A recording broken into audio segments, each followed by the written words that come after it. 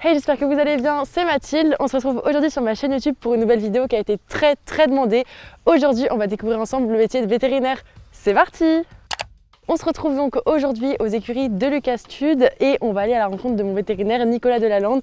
C'est mon vétérinaire depuis 2012-2013 qui s'occupe de Sligo depuis ces années-là à chaque fois qu'on est en Touraine, en Indre-et-Loire. Il a notamment opéré mon poney Sligo d'une fracture en copeaux au coude en 2014 à la clinique du Livet dans le Calvados avec le docteur Mathieu Costi. Et aujourd'hui, on va aller à sa rencontre chez lui et il va nous expliquer un petit peu qu'est-ce que c'est le métier de vétérinaire, comment ça fonctionne, quelles études il faut faire, etc. et répondre à toutes les questions que vous lui avez posées en story Instagram. Donc allons-y. On se retrouve maintenant avec Nicolas Delalande qui est, comme je l'ai dit, mon vétérinaire sur Tours. Nicolas, merci beaucoup de nous recevoir dans vos écuries. Je vous en prie. Est-ce que vous pouvez nous présenter un petit peu votre métier? Est-ce que vous êtes médecin vétérinaire, vous êtes vétérinaire équestre? C'est quoi l'appellation? Alors, je suis vétérinaire tout court. Après, maintenant, je fais que des chevaux. Donc, dû à l'expérience, je peux être qualifié de vétérinaire équin. Après, j'ai pas de spécialisation en médecine équine, j'ai pas passé de diplôme. Maintenant, il existe ce qu'on appelle des boards en médecine interne, en chirurgie, qui sont des diplômes vraiment de très haute volée, où c'est des spécialistes qui font que de la chirurgie, que de la médecine interne, de l'ophtalmo, voilà. Et comment est-ce que vous avez eu envie de devenir vétérinaire? Je montais beaucoup à poney et à cheval quand j'étais gamin et adolescent, et c'est venu de là. Du coup, je voulais soigner les chevaux. Et les études vétérinaires, ça représente quoi en durée, en quantité de travail, en cursus et alors, il y a quand même beaucoup d'adolescents qui veulent faire vétérinaire. Oui, donc, je suis présentée, je suis présente. Il y a quand même beaucoup de demandes, donc ça passe par, faut intégrer une prépa. Oui. Donc ça c'est sur dossier, donc il faut avoir un bon dossier au lycée. Et après la prépa, on étudie pour passer un concours. Et après il faut être dans les premiers au concours pour intégrer, il y a 4 écoles en France. Lyon, Maison-Alfort, Toulouse et Nantes. Voilà. J'ai fait Nantes. Nous les 2 premières années c'était quasiment exclusivement de la théorie et un peu de TP. Et à partir de la 3e année on rentrait en clinique. Tous les étudiants passent par un peu tout, chien, chat et animaux de rente et chevaux. Le tronc commun c'est surtout beaucoup de chiens, chats et puis après on s'oriente par affinité. À la base je voulais faire de la rurale. Et puis comme je montais à cheval et que j'étais à l'aise avec les chevaux à l'école, je me suis retrouvé rapidement embringué pour les chirurgies, pour les hospitalisations et du coup de fil en aiguille j'ai fait que des chevaux et j'ai quasiment, même en sortant de l'école, j'ai quasiment fait toujours que des chevaux. Qu'est-ce qui fait un bon vétérinaire équin? C'est quoi les qualités requises déjà, c'est l'amour des chevaux, avant tout. C'est d'être assez résistant à la fatigue. Et après, d'avoir du bon sens. Depuis maintenant environ 10 ans, je fais quasiment plus que du locomoteur et en itinérance, donc je vais d'écurie en écurie et je fais des radios, des échos, de la boiterie, des suivis de chevaux de plus ou moins haut niveau, voilà. Donc c'est beaucoup de routes entre les écuries beaucoup de routes. L'année dernière, j'ai fait à peu près 70 000 km. Quand même. C'est quoi les avantages et les inconvénients d'être vétérinaire? Est-ce qu'il y a des avantages, est-ce qu'il y a vraiment des inconvénients comme la route, comme la fatigue? Ce serait quoi, ça c'est vraiment pour moi c'est les gros inconvénients, c'est effectivement la route et je dirais les gardes. C'est à peu près la même problématique qu'en humaine. On aime beaucoup notre métier mais on peut vite se laisser déborder et ne plus avoir de vie sociale ou familiale. Donc il faut trouver un juste équilibre.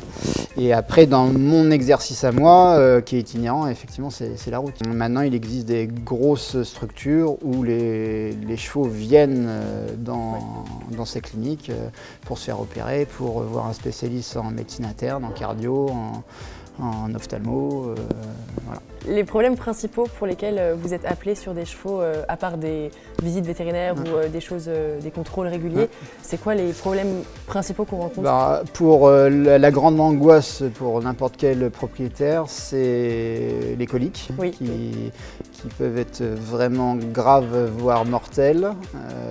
Après, on a des problèmes respiratoires qui sont très fréquents chez les chevaux. Hein. Et sur n'importe quel cheval, mais a fortiori sur les chevaux de course ou de sport, c'est la boiterie. Comment est-ce qu'on détecte une colique et comment est-ce qu'on appelle le vétérinaire? Moi j'appelle le vétérinaire. Voilà, la colique, elle est détectée quand votre cheval a un comportement qui est anormal. Il gratte, il fait le flémène, il se roule, il transpire beaucoup, il passe plus de crottin, il gonfle, voilà. Après, c'est un examen clinique un peu de base. On écoute le cœur pour avoir la fréquence cardiaque, qui est un bon indicateur du niveau de douleur.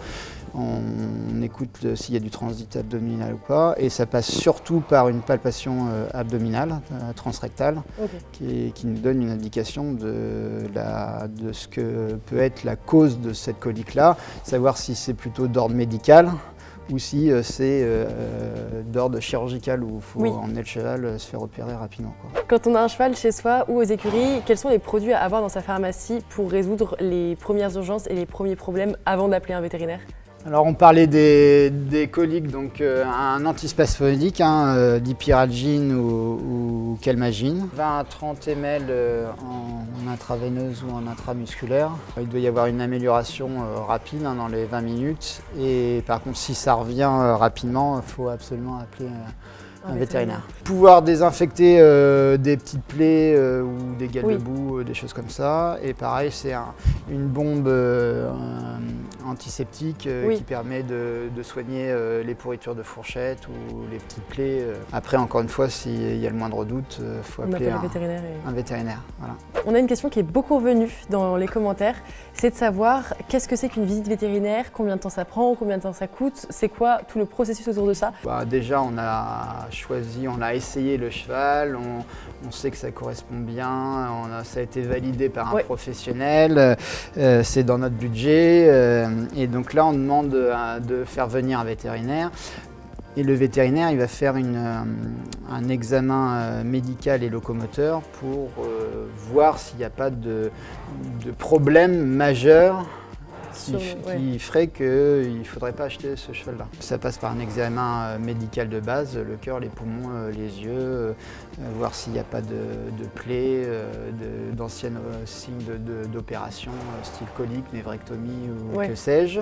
Et après, notamment pour les chevaux de sport, on va regarder l'appareil musculo-squelettique, en partant de l'articulation temporomandibulaire jusqu'à la queue, en passant par toutes les pattes. Et après, on le voit bouger. Plus on peut faire ce qu'on appelle des flexions. Donc on fléchit les membres pendant environ 1 minute et on les refait partir pour voir s'ils partent bien ou pas bien. Donc on a mis en contrainte pendant environ 1 minute la région du doigt, boulet, pâturon et pied. On voit que le cheval il part identique, il n'y a pas de boiterie, il n'y a pas de changement.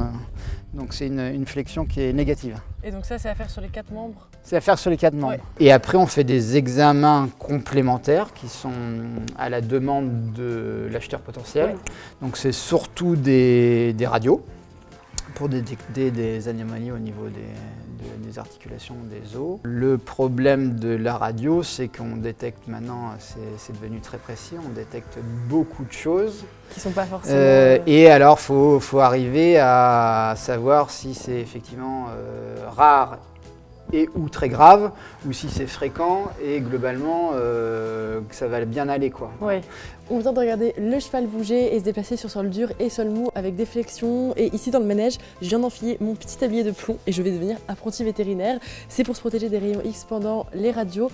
On va lui faire des radios des pieds, une simulation de radio des pieds des boulets pour vous montrer un petit peu à quoi ça ressemble quand on fait une visite.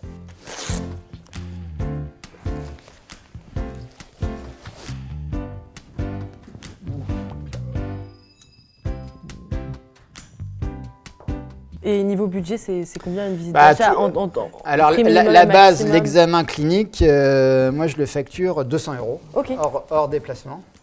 Et après, ça dépend du nombre de radios. L'important, c'est surtout ce que nous racontent les chevaux, c'est l'examen clinique. Moi, je préfère un cheval qui est bien cliniquement, avec un bilan radio qui serait moyen, qu'un top bilan radio et un cheval qui n'est pas bien cliniquement, ça c'est sûr, quoi. Voilà. On avait une dernière question à vous poser, c'était de savoir combien de fois il faut appeler le vétérinaire chaque année, parce que c'est vrai que quand ça va pas, on appelle le vétérinaire, mais quand ça va bien, est-ce qu'il faut vous appeler tous les 6 mois, tous les ans pour faire un bilan? Ça se passe comment? Et en parallèle d'appeler le vétérinaire, quels autres professionnels de santé il faut appeler pour son cheval? J'imagine le maréchal, le dentiste, mais est-ce que vous pouvez nous parler un petit peu de tout ça, du côté médical du cheval? Ça se passe comment à l'année? Alors la fréquence d'appel du vétérinaire, hors problème, ça va vraiment dépendre de l'activité du cheval et du niveau. Si on a affaire à un cheval de loisir, en gros, on l'appelle une fois par an pour les vaccins. Oui. Et pendant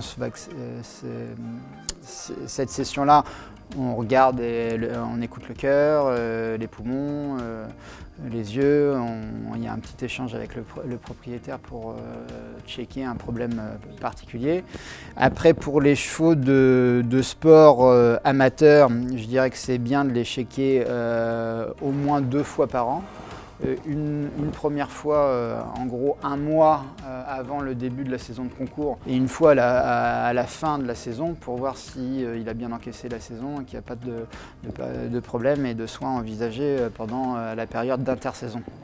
Après, pour les chevaux de sport de bon niveau, la fréquence peut être bien plus importante. Il y a même les chevaux de 5 étoiles ou les chevaux olympiques en CSO, on peut être amené à les voir quasiment après chaque concours. Le plus important, c'est que ça soit un travail d'équipe autour du bien-être du cheval, donc tout le monde arrive à communiquer, à s'entendre, ce qui n'est pas forcément le plus facile, mais ça va de mieux en mieux. Après, bien évidemment, les maréchaux ferrants ou les podologues maintenant, tout ce qui est ostéo ou physio. Ça marche, merci beaucoup en tout cas. Je vous en prie. Voilà tout le monde, cette vidéo touche déjà à sa fin, j'espère qu'elle vous aura plu. N'hésitez pas à me dire dans les commentaires les prochains métiers que vous aimeriez qu'on aille découvrir ensemble. Et surtout, likez, commentez et partagez. Et aussi allez me suivre sur Instagram et TikTok pour ne rien louper. À bientôt!